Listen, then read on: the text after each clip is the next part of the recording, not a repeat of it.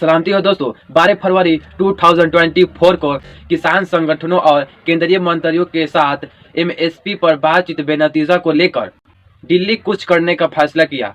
आखिर क्यों करते हैं आंदोलन? क्यों ये छोटे लोग धरने बैठ जाते हैं? कभी किसान आंदोलन, तो कभी छात्र आंदोलन, तो कभी ड्राइवर आंदोलन। क्या चाहते हैं ये लोग? क्या है इन सब के पीछे असली कारण? आइए इस वीडियो के माध्यम से हम समझते हैं। Thousands of farmers in India are blocking highways and holding massive protests. Demonstrators clashed with police as they try to reach the capital, New Delhi. This is the second major tussle between farmers and Prime Minister Narendra Modi's government just months before national elections. So here's what's behind the protests and what they reveal about the challenges.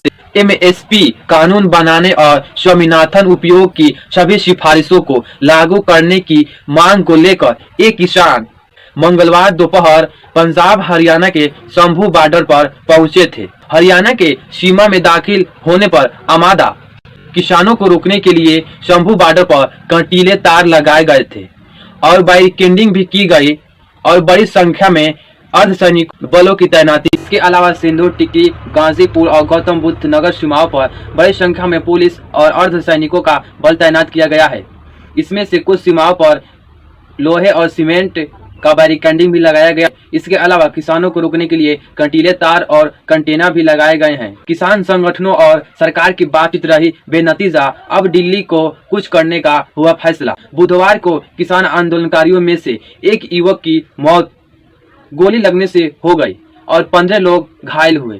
किसान नेताओं ने 29 फरवरी तक के लिए दिल्ली चलो मार्च टालने का ऐलान किया है। साथ ही साथ घोषणा किया है कि शनिवार को कैंडल मार्च निकालेंगे और 26 फरवरी को केंद्र सरकार का पुतला जलाएंगे। यह फैसला एसकेएम और केएमएम द्वारा लिया गया है। वहीं एसकेएम नेता जगजीत सिंह डल्लेवाल ने कहा, विरोध प्रदर्शन के दौरान हुई मौतों पर शनिवार को कैंडल मार्च निकालेंगे और सभी शहीदों को श्रद्धांजलि देंगे। पूरे देश में शोक सभाएं आयोजित की जाएगी।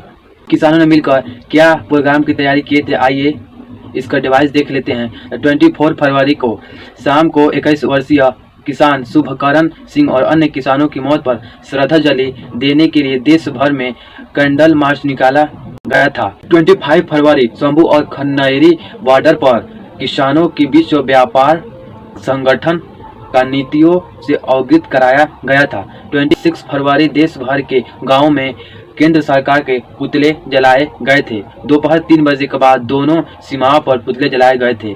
27 फरवरी एसकेएम की राष्ट्रीय समिति और किसान मजदूर संघर्ष समिति की दोनों सीमाओं पर बैठक हुई थी। क्या है किसान संगठनों की मांगे, आइए जानते हैं। केंद्र सरकार न्यूनतम समर्थन एमएसपी की गारंटी दे, किसानों के खिलाफ मुकदमे वापस लिए जाएं, खमीरपुर खीरी मामलों में जो दोषियों को सजा दी जाए, किसान की प्रदूषण कानून से दूर रखा जाए, सरकार किसानों का पूरा कर्ज माफ करे, किसानों और खेतिहर को पेंशन दी जाए और विद्युत संशोधन एक्ट 2020 रद्द किया जाए।